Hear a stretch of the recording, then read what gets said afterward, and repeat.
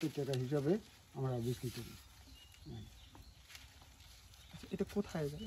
এটা রংপুরে যায় মামুন ভাই মারফতে। সে রংপুরে সে একজন ইঞ্জিনিয়ার।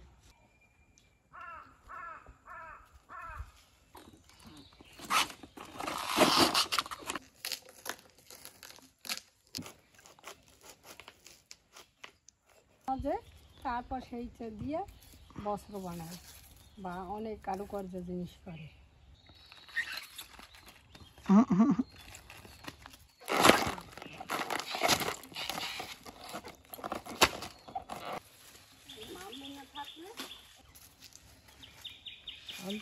একটা একটা করে দেখতে হবে।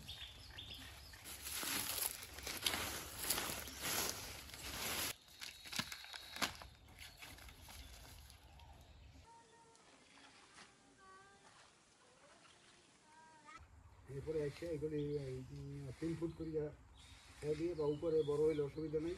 3 ফুট নিচে 3 ফুট তারপর কাজটা নিয়ে 2 কিলো বা 3 কিলো দিই। তারপর রোদ্দুরে শুকা দিই টিনের চালে বা ভুজিয়ার উপরে এইভাবে।